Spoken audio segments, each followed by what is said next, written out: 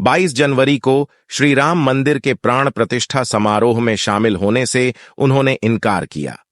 साथ ही मोदी योगी द्वारा उत्तर प्रदेश में 3 पाकिस्तान बनाने की बात भी कही।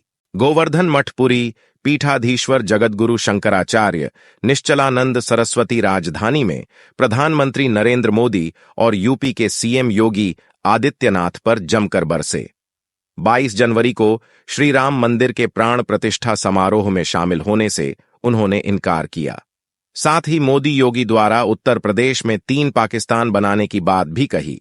शंकराचार्य रावाम्भाठा के सुदर्शन संस्थानम में ठहरे हैं। अभी 4 दिन वे यहीं रहेंगे।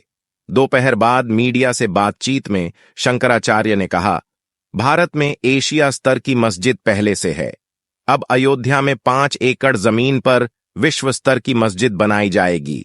इसी की प्रतिकृति मथुरा और काशी में भी तैयार होगी। अभी तो मोदी और योगी प्रफुल्लित हो रहे हैं, लेकिन कालांतर में मोदी और योगी 3 नए पाकिस्तान की नींव डाल रहे हैं। आपका ध्यान गया? उन्होंने अयोध्या में 22 जनवरी को होने जा रही प्राण प्रतिष्ठा को भी चुनावी बताया। मंदिर में अभी 1.5 साल, फिर जल्दीबाजी क्यों? शंकराचार्य ने सवाल खड़े करते हुए कहा, अयोध्या में अभी मंदिर बनने में 1.5 साल से अधिक का समय है। फिर मूर्ति की प्राण प्रतिष्ठा की इतनी जल्दबाजी क्यों? आप समझ सकते हैं, आगे चुनाव है। जो लोग भौतिकवादी होते हैं वह केवल वर्तमान की दृष्टि रखते हैं।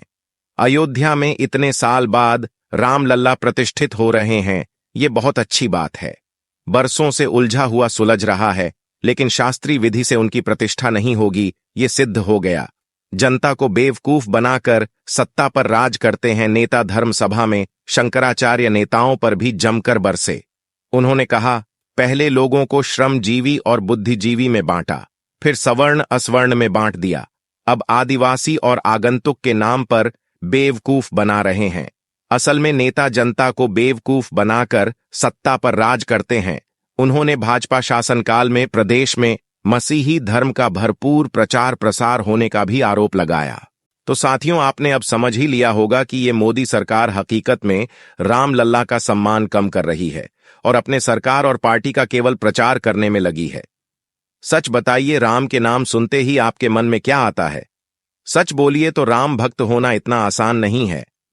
राम भक्त होने के लिए राम की तरह दुख सहना होगा।